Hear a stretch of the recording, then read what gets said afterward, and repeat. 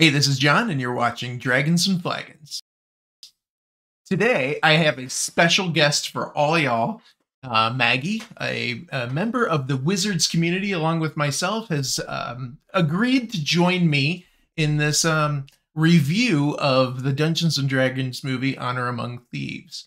So let me introduce you all to Maggie. I think it's over here is where Maggie is. I'm Maggie. I work at Wizards with John. I'm actually a contractor at Wizards. I'm one of the lowly ranked employees. I'm not even ranked as an employee. I had to pay for my tickets where John got a free ticket. Before we jump into anything, because we are going to be discussing Dungeons and Dragons Honor Among Thieves, I am going to mess that up over and over and over. But before we go in any deeper, the opinions that Maggie and I have here are Maggie and mine. It's just ours. Nothing to do with Wizards, so don't point any fingers at Wizards as if like, well, John and Maggie said that the movie was fantastic and I went and saw it and it wasn't, or they said that it wasn't fantastic and we went and saw it and it was. Nothing to do with Wizards, solely us, Maggie, John, and the Dragons and Flagons community. So with that, all that out of the way. Oh, well, I guess Wizards of the Coast did give me a $20 Fandango gift card. I didn't have to use it for Dungeons & Dragons Honor Among Thieves. I could have used it for Ant-Man or anything else that I wanted to. But yeah, I spent it on Dungeons & Dragons movie with my daughter. Way worse. I'm a contractor, so I don't get these free perks that they get. There's so many free perks they get at Wizards that I don't get. But I get to work at Wizards. So. Exactly. So with that. For all that horribleness it is. Maggie, welcome. Thank you. And thank you, really, seriously, thank you for doing this with me. I appreciate doing this. Thank you for having me on. Right out of the gate, what was your initial impressions, thoughts about this movie? My initial thoughts and impressions of this movie was, while it's a fun movie, it's a popcorn movie, definitely a popcorn movie. I didn't think of it as a great movie. I thought of it as, it's okay. I got a little bored towards the end, and it just kind of, there was a lot of like, okay, the loot keeps appearing but not appearing. He kept having the bard didn't have his loot on him at all the times, and then the whole bit with the, there was a lot of just contrivances and stuff like that, and just how did they survive going from a jail in the nether regions of Forgotten Realms, surviving all the way through the woods with almost no warm clothes and stuff like that. It was plot armor. Plot armor. But I mean, as far as coming to D&D realism, what did you feel? I personally really enjoyed the movie. Right up there with you with the popcorn and soda. I truly enjoyed all the little Easter eggs and all the little nuggets for D&D nerds like myself. But it was still a movie that I think other people could have watched without Dungeons and Dragons experience or thoughts and those things. But yeah, there are pieces to it where I'm like, I would have loved to see much more bard spells. I mean, he has the loot. He's a bard. He's running around. He was more of a thief than a bard. Maybe and a lot of them seemed like they were multi-classing of some sort. But yeah, I'd love to see him play the lute and, cast inspiration or do some sort of magical effect that bards have. But yeah, I think I agree with you a lot on the initial sentiment of it was fun, popcorn movie. I think I definitely, if I wasn't provided the gift card, being a D&D fan or just a role-playing game fan, I would have paid money to go see this movie on my own. And I don't think it was money wasted. I'm happy I spent it. And I think I would have, hindsight being 2020, I would have paid $15 just happily to see this movie once. I don't think I'd go again and again and again, where some movies I have gone again and again, like Endgame or the end of the Avengers movies, wherever I have those posters hanging up. I've seen some of those Marvel movies many times in the theater and just take my money because I really, really enjoyed it to the extent of I need to see it again. This is also a movie that I do believe I will buy on, if it's not free on some streaming service that I'm already paying for, I'll probably purchase it on Prime Video, just so I always have it. honestly, I'm not of that opinion. I'm not as big a D&D fan as you are. Sure, you're not. I'm more of a Magic the Gathering fanatic at Wizards. I'm like the Magic. I'm like the one that's always quoting Magic sets and going, even though there are people there that have been there longer that know Magic better than I do, I'm always the one going, no, that's wrong. And I know a little bit of the Magic lore and stuff like that, but I actually don't know much D&D lore. I knew what an owl bear was. Obviously, when I saw that, I was like, that's an owl bear. And I do love that they threw in the original D&D cartoon characters in one scene. That was fun. That was fun. But as far as knowing D&D lore, I don't know Forgotten Realms. I've never actually played in Forgotten Realms. I'm playing Dragonlance right now and having a great time in Dragonlance, but there's no Knights of Selenium in Forgotten Realms. I didn't know who the Seekers were, what they were called. The Harpers? The Harpers? I had no idea what a Harper was. Sure. And I know that's part of the D&D lore. It was a Forgotten Realms world. I mean, yeah, my passion, and that's why we are playing a game. Just for transparency's sake, we're playing Dragonlance. I'm having a great time running that game, and I hope you're having fun playing it. But yeah, Dragonlance is my jam. That's really, I mean, all these books way up here, they're all Dragonlance, and then books all over the place, they're all Dragonlance. So I don't know as much of the Forgotten Realms lore as I should, but I have a little experience with it. Go ahead. So I was gonna say, so I don't have the Forgotten Realms experience that you have. So I was more. I know what Baldur's Gate is because I know the video game. Sure. And I know the cities, and it was cool to see the cities and stuff like that. And they were beautiful. They were beautiful. But really what I want to see as the next direction is, while they're going to probably continue on in Forgotten Realms, I would love to see a Dragonlance, a more serious take, because Dragonlance is much more serious. Yes. I mean, I have just started reading the Autumn of Chronicles, the Autumn book, and I've read the first chapter. And it's like, I want to see this group's adventure going, sure. See this family. But I mean, it's kind of cool to see that, because I mean, the last D&D movie was, it wasn't bad.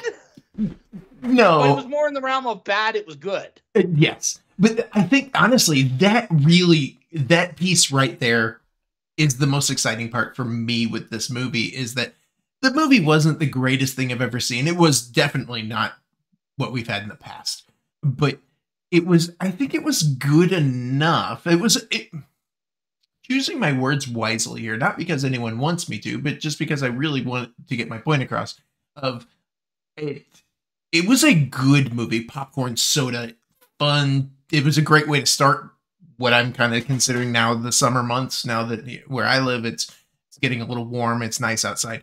I think it could, hopefully it makes enough money that we get more of this type of content. I see, as a society, we kind of go through phases. So some years ago, there was vampires everywhere, and then we went to zombies everywhere, and now we're in superheroes everywhere. And as much as I loved, maybe not the vampires, but the zombies and the superheroes, I'm kind of hoping that we can kind of push into this fantasy realm. We've had it in the background because we had the Lord of the Rings and then Game of Thrones, but then it kind of went away because of Game of Thrones. But now, hopefully, this does well enough that maybe we can get more of this type of content because, yeah, rumor mill says there could be a Dragonlance TV series, I believe, coming. See? That would be phenomenal. I've heard about the D&D TV series. I haven't heard the news. It came out during the infamous OGL, so it was kind of like overshadowed by something else going on in the D&D community. But as far as continuing this movie, we are in fantasy has not had its moment to shine. We just had the first $1 billion fantasy series with the Lord of the Rings fantasy series that came out on Amazon, right. And we just had Willow appear on Disney Plus, which evidently Willow wasn't very good from what I heard. I canceled my Disney Plus subscription, so I haven't watched any Disney Plus lately, but I don't watch much TV anymore.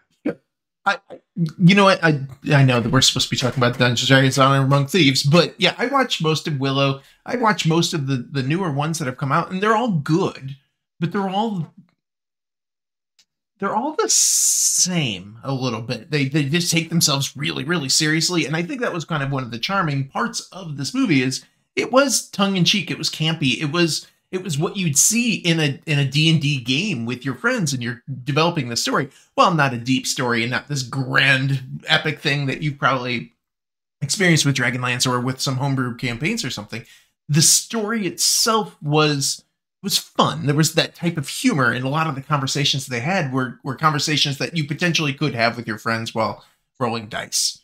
So, and it definitely had elements of D&D where, oops, I rolled a 1. There were moments in the movie where, oops, they rolled a 1. You're like, did they just roll a 1? Right. But I'm really thankful that it wasn't, they didn't start the movie with, 4 kids sitting around a table and then they flash in, and that's with it, like some weird Jumanji type thing. It was just a movie about it that happens to be set in the Faerun or in the Forgotten Realms world. And it's just about these characters, and it just happens to have a D&D label on it. It's not rolling dice. But yes, to your point, yeah, there was moments where they screwed up, and you're just like, they rolled a 1. Or there's other moments where they knocked it out of the park, and you're like, yeah, that was a crit. Good job. Yeah. I mean, who was your favorite character amongst all the characters?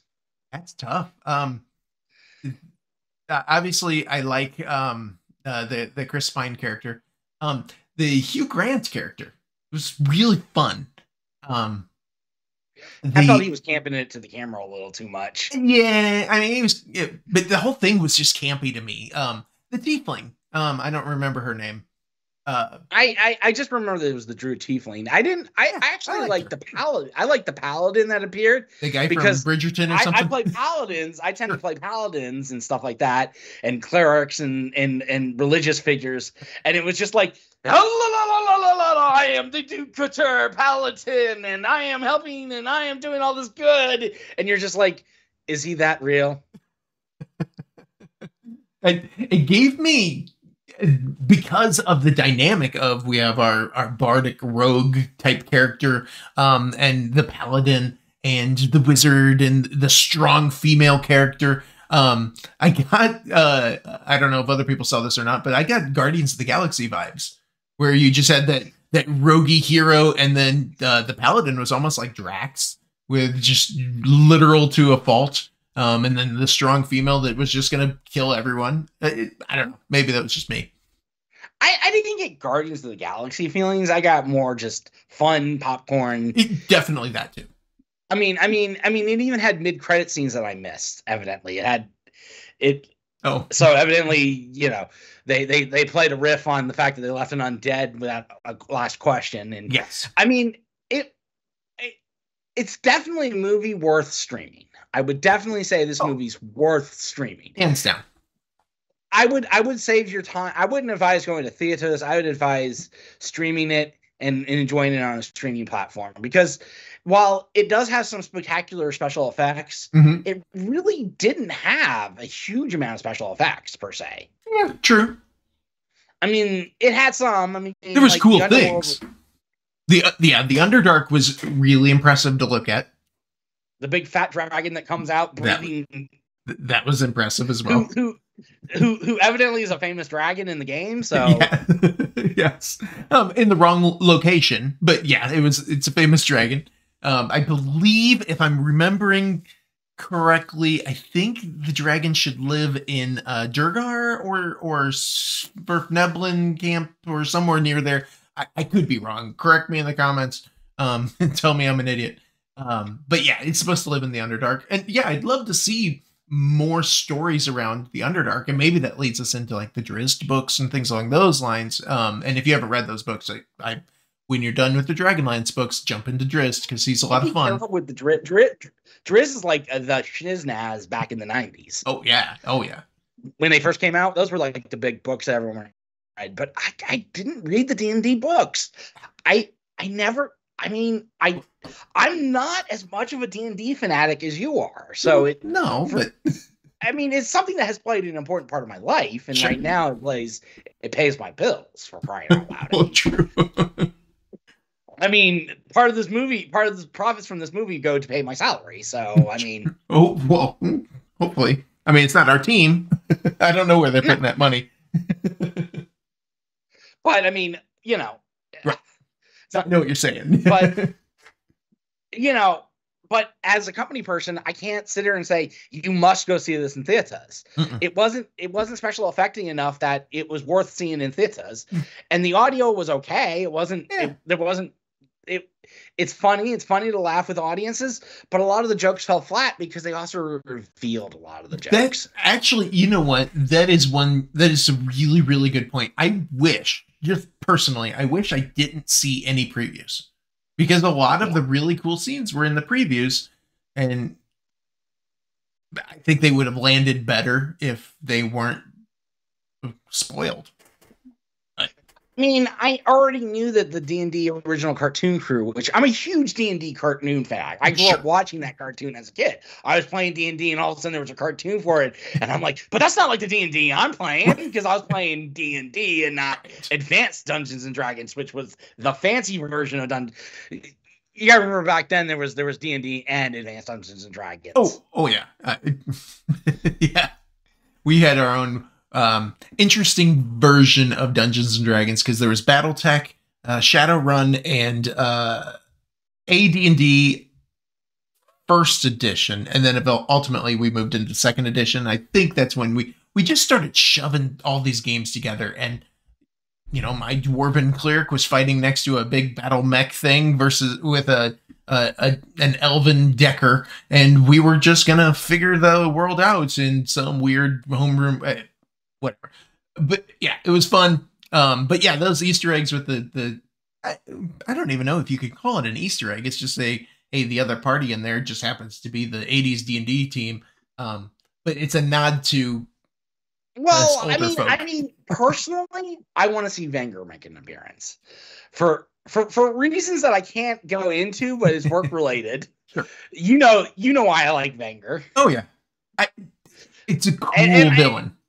And so like when I was watching, so I went to the Draft House, which is like kind of like this cinema on a cinema. So they had a lot of they were doing a lot of, they don't do traditional, you know, commercials with interviews with the stars and showing commercials and stuff like that. Sure. They show actual vignettes. They were showing all these different D&D vignettes, and they had a vignette with Wenger come out, and I was like, oh my God, that's such a classic. I mean, I want to see some of the I want to see Tiamat. I want to see Tiamat. Yeah. You know, but hopefully, you know, I hope the movie does well enough because it was good. It was a good movie, and the better it does, follow the money. They'll make another one. If we're willing to give it, they're willing to take it. It made 75 million on its opening week, so it did fairly well. Yeah, it did better than expected. Yeah. That is fantastic news for the nerds around the world because it's our time to shine. Well, it's also good that we're getting away from superhero fare, and now we have other. And the D&D world is so rich. It is. Now, Magic needs to get its act together and start. But as I was saying today at work, Magic lore it's more about the cards than the actual lore. You know, like sure. You know.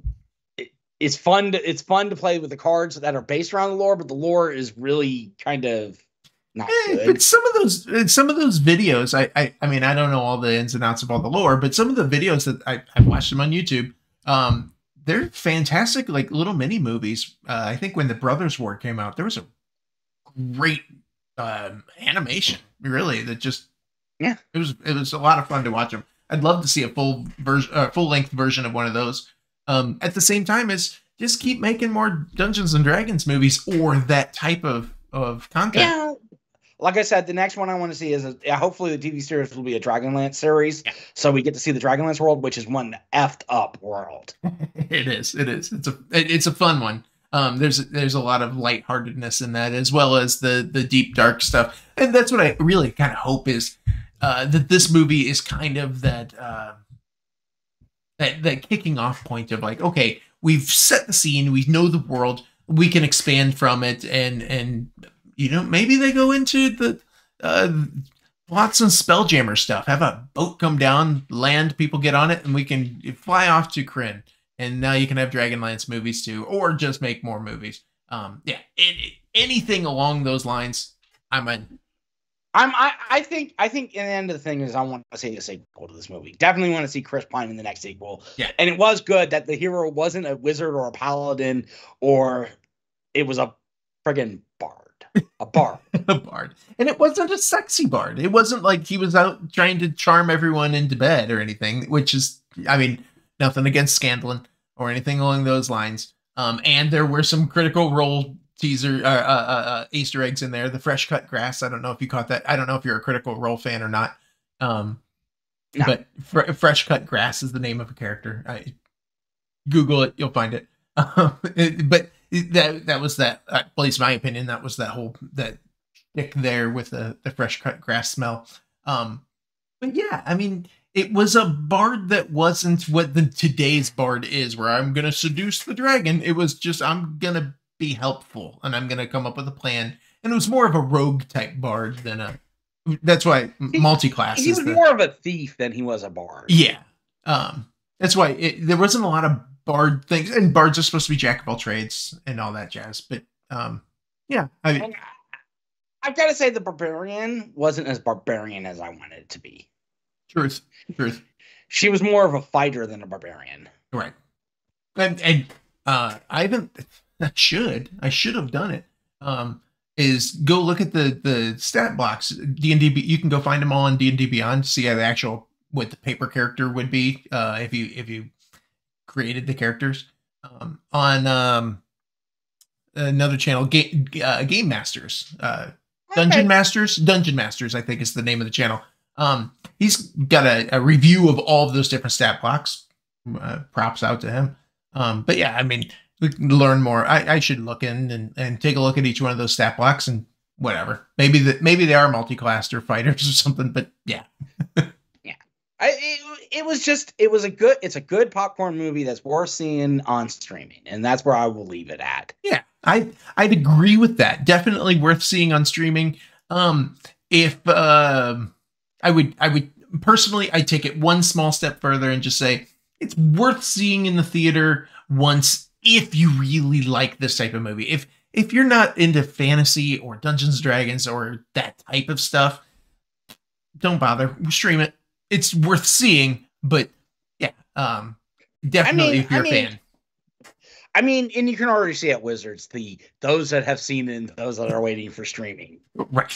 It was hilarious today at work. I brought it up. I was like, "Yeah, I saw the D&D movie this weekend. Who hasn't seen it?" And all of a sudden, two people pipe up and they haven't seen it yet, and both of them don't like going to theaters. And that's fair because this was really the first theater I'd been to in a while. Yeah, and that's difficult. I had stopped going to movie theaters during the plague, sure. And I had gone to the theater when I'm on vacation. I would take risks, so I would go to the movie theater. But I hadn't been to the movie theater here in Austin since 2019. So wow, it's what since I had been to this theater, so it was nice to return to the Alamo Drafthouse Theater and have but still. I'm going to stream it again. I'll probably watch it again when I stream it. Probably will pick up Paramount and stream it. But that's my recommendation. This has been Maggie of Maggie Klein. And I'm John. And you're watching Dragons and Flagons, and I really do appreciate you sticking around if you made it to the end here. All right. 2 thumbs up. I'm going to give it 1 thumbs up. All right. Perfect. Well, have a great one. And I hope all of your adventures are fun and enjoyable.